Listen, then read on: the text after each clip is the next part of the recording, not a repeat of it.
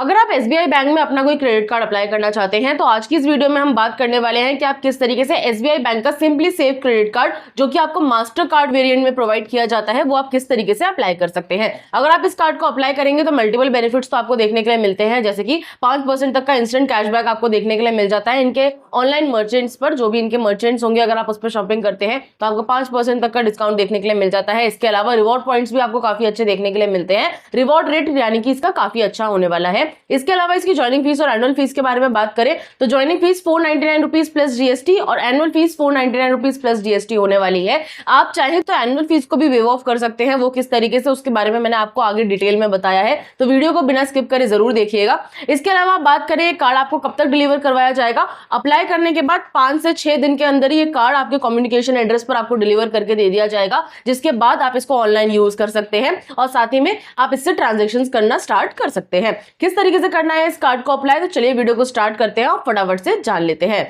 SBI bank का simply save credit card apply करने का लिंक आपको वीडियो के डिस्क्रिप्शन में मिल जाएगा। आप लिंक पर क्लिक करेंगे तो आप डायरेक्टली एसबीआई बैंक की ऑफिशियल वेबसाइट पर ओपन हो जाएंगे। सबसे पहले आप यहाँ पर देखेंगे SBI simply save credit card आपको मास्टर वेरिएंट में प्रोवाइड किया जाता है। इसके अलावा अगर आप कार्ड चेंज करना चाहते हैं तो चेंज कार्ड का भी आपको यहाँ पर ऑप्शन देखने के लिए मिल जाएगा। साथ ही में अगर आप इसके बेनिफिट्स देखना चाहते हैं तो व्यू बेनिफिट्स वाले ऑप्शन पर क्लिक करके आप बेनिफिट्स भी देख सकते हैं। इसके अलावा आप पेज को स्क्रॉल डाउन करेंगे तो यहाँ पर आप देखेंगे आपको 3 डिटेल्स फिल करनी है। सबसे पहले आपको अपनी पर्सनल डिटेल्स फिल करनी है, उसके बाद प्रोफेशनल डिटेल्स फिल करनी है और उसके बाद लास्ट में आपको अपनी केवाईसी डिटेल्स फिल करनी है। ये सारा प्रोसेस सिर्फ 3 स्टेप्स में कंप्लीट हो जाएगा। तो चलिए स्टार्ट करते हैं। सबसे पहले हम अपनी पर्सनल डिटेल्स फिल करने वाले हैं। यहाँ पर आपको एक एरो देखने के लिए मिलेगा, इस पर आप क्लिक करेंगे। सबसे पहले यहाँ पर आप देखेंगे आपको अपना फर्स्ट नेम एंटर कर लेना है। फर्स्ट नेम आप अपना एंटर करेंगे। अगर आपका कोई मिडिल नेम है तो मिडिल नेम आप यहाँ पर एंटर कर सकते हैं, अदरवाइज आप इसे खाली छोड़ सकते हैं। उसके बाद यहाँ पर अपना लास्ट नेम यानी कि अपना सरनेम आप यहाँ पे एंटर कर लेंगे। ये डिटेल फिल करने के बाद यहाँ पर आपको अपना मोबाइल नंबर एंटर करना है। मोबाइल नंबर एंटर करने के बाद पेज को स्क्रॉल डाउन करेंगे तो यहाँ पर आपको टिक बॉक्स देखने के लिए मिलेगा। टिक बॉक्स पर टिक करके सिंपली कंटिन्यू वाले ऑप्शन पर आपको क्लिक कर लेना है।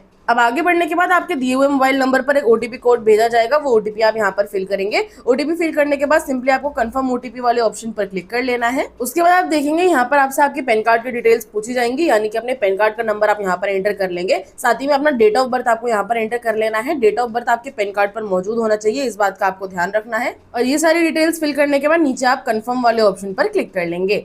अब आगे बढ़ने के बाद आप देखेंगे यहाँ पर आपसे आपकी मदर का नेम पूछा जाएगा। अपनी मदर का नेम आप यहाँ पर एंटर करेंगे। साथ ही में यहाँ पर आपको अपनी ईमेल आईडी एंटर करनी है। ईमेल आईडी आप वही एंटर करिएगा जो आप रेगुलर बेसिस पे यूज करते हैं, ताकि इन फ्यूचर आपके कार्ड के रिलेटेड कोई भी इन्फॉर्मेशन आप तक इजीली पहुंचाई जा सके। उसके बाद यहाँ पर आपको एक रेफरल कोड का ऑप्शन देखने के लिए मिलेगा, इसे आप खाली छोड़ देंगे, ये ऑप्शनल है। उसके बाद पेज को स्क्रॉल डाउन करेंगे, नीचे टिक बॉक्स पे टिक करेंगे और नीचे आपको कंटिन्यू टू स्टेप 2 का ऑप्शन मिलेगा, इस पर क्लिक कर लेंगे। अब आगे बढ़ने के बाद यहाँ पर आपको अपनी प्रोफेशनल डिटेल्स फिल करनी है। सबसे पहले आपको अपना ऑक्यूपेशन बताना है। अगर आप जॉब करते हैं तो सैलरीड पर्सन सेलेक्ट कर लेंगे। अगर आप बिजनेस करते हैं तो यहाँ सेल्फ एम्प्लॉयड पर्सन सेलेक्ट कर लेंगे। यहाँ पर आपको रिटायर्ड पर्सन का भी ऑप्शन देखने के लिए मिल जाता है, लेकिन मोस्टली केसेस में रिटायर्ड पर्सन को क्रेडिट कार्ड ऑफर नहीं किया जाता, तो इस बात का आप ध्यान रखेंगे। आप अपने अकॉर्डिंग सेलेक्ट कर सकते हैं आप सैलरीड पर्सन है या सेल्फ एम्प्लॉयड पर्सन है। और ये डिटेल फिल करने के बाद आपको सिंपली नीचे कंटिन्यू वाले ऑप्शन पर क्लिक कर लेना है। उसके बाद यहाँ पर आप देखेंगे आपसे आपकी कंपनी का नेम पूछा जाएगा। जिस भी कंपनी में आप काम करते हैं या फिर जिस भी कंपनी को आप ओन करते हैं उस कंपनी का नेम आप यहाँ पर एंटर करेंगे। साथ ही में डेजिग्नेशन यहाँ पे बताएंगे, यानी कि आप किस पद पे काम करते हैं। आप मैनेजर हैं, ओनर है, सेल्स एग्जीक्यूटिव है, आप अपने अकॉर्डिंग यहाँ पे सेलेक्ट कर सकते हैं। उसके बाद आपको कंटिन्यू पर क्लिक कर लेना है। आगे बढ़ने के बाद आप देखेंगे यहाँ पर आपको केवाईसी वेरिफिकेशन करने के लिए बोला जाएगा। आपको पेज को स्क्रॉल डाउन करना है और नीचे आप देखेंगे आपको कंटिन्यू टू डीजी लॉगर का ऑप्शन देखने के लिए मिल जाएगा। डीजी लॉगर की मदद से आपकी केवाईसी डिटेल्स यहाँ पे वेरीफाई की जाएंगी। तो केवाईसी डिटेल वेरीफाई करने के लिए आपको सिंपली नीचे कंटिन्यू टू डीजी लॉगर पर ही क्लिक करना है। अब आगे बढ़ने के बाद यहाँ पर आपसे आपके आधार कार्ड का नंबर पूछा जाएगा। अपने आधार कार्ड का नंबर यहाँ एंटर करेंगे। उसके बाद यहाँ पर आपको एक कैप्चा कोड देखने के लिए मिल जाएगा। इस कैप्चा कोड को आपको इस बॉक्स में फिल कर लेना है। अगर आपको कैप्चा कोड नहीं समझ में आता है तो यहाँ पर आप देखेंगे आपको ट्राई अनदर का ऑप्शन देखने के लिए मिलेगा, इस पर क्लिक करके आप कैप्चा कोड को दोबारा से रिफ्रेश कर सकते हैं। ये डिटेल्स फिल करने के बाद आपको नीचे नेक्स्ट वाले ऑप्शन पर क्लिक करना है। अब आगे बढ़ने के बाद आपके आधार कार्ड से लिंक मोबाइल नंबर पर एक ओटीपी कोड भेजा जाएगा, वो ओटीपी आप यहाँ पर फिल कर लेंगे। ओटीपी फिल करने के बाद आपको कंटिन्यू वाले ऑप्शन पर क्लिक करना है। अब आगे बढ़ने के बाद यहाँ पर आपसे सिक्योरिटी पिन पूछा जाएगा। जब भी आपने डीजी लॉगर में यहाँ पर लॉग इन किया होगा तो आपने एक सिक्योरिटी पिन जरूर बनाया होगा, वो सिक्योरिटी पिन आपको यहाँ पर एंटर करना है। अगर आपको सिक्योरिटी पिन याद नहीं है तो यहाँ पर आपको फॉरगेट पिन का भी ऑप्शन देखने के लिए मिल जाएगा। आप इस पर क्लिक करके आप दोबारा से अपना पिन रीसेट कर सकते हैं। अगर आपको अपना पिन याद है तो यहाँ पर आप एंटर कर लेंगे और उसके बाद नीचे कंटिन्यू कंटिन्यू वाले ऑप्शन पर आपको क्लिक कर लेना है। अब आगे बढ़ने के बाद यहाँ पर आपसे कंसेंट मांगा जाता है कि आप कंसेंट देते हैं अपने आधार कार्ड की डिटेल्स एसबीआई बैंक के साथ शेयर करने के लिए, तो आपको सिंपली अलाउ वाले ऑप्शन पर क्लिक करना है। अब आगे बढ़ने के बाद आप देखेंगे आपको अपना एड्रेस देखने के लिए मिल जाएगा जो कि आपके आधार कार्ड पर मौजूद होता है। अब अगर आप इसी एड्रेस पर रहते हैं तो ठीक है, आप सिंपली नीचे कंटिन्यू एंड कंफर्म वाले ऑप्शन पर क्लिक करेंगे। लेकिन अगर आप इस एड्रेस पर नहीं रहते, किसी दूसरे एड्रेस पर रहते हैं, तो यहाँ पर आपको चेंज माई एड्रेस का ऑप्शन देखने के लिए मिल जाएगा। अगर आपका एड्रेस चेंज हो गया है तो आप इस पर क्लिक करके अपना कम्युनिकेशन एड्रेस फिल कर सकते हैं। कम्युनिकेशन एड्रेस वो होता है जहां पर आपका कार्ड डिलीवर किया जाएगा, तो एड्रेस की डिटेल्स आप ध्यान से फिल करिएगा। अगर आप चेंज करना चाहते हैं तो इस पर क्लिक करके अपना नया एड्रेस आप यहाँ पे एंटर कर सकते हैं। नहीं करना चाहते तो सिंपली नीचे कंटिन्यू एंड कंफर्म वाले ऑप्शन पर आप क्लिक कर लेंगे। अब आगे बढ़ने के बाद आप देखेंगे आपको अपनी केवाईसी वेरिफिकेशन डिटेल्स कंप्लीट करनी है ताकि आपको अपना कार्ड मिल सके। आपको सिंपली नीचे कंटिन्यू वाले ऑप्शन पर क्लिक करना है। अब आगे बढ़ने के बाद आप देखेंगे यहाँ पर आपको एक सेल्फी अपलोड करने के लिए बोला जाएगा। आपके सामने आपके मोबाइल का कैमरा ऑन हो जाएगा, आपको उसमें अपना फेस रखना है। फेस सेंटर में रखने के बाद आपको अपनी एक फोटो क्लिक कर लेनी है और फोटो क्लिक करने के बाद आप सिंपली सबमिट वाले ऑप्शन पर क्लिक कर लेंगे।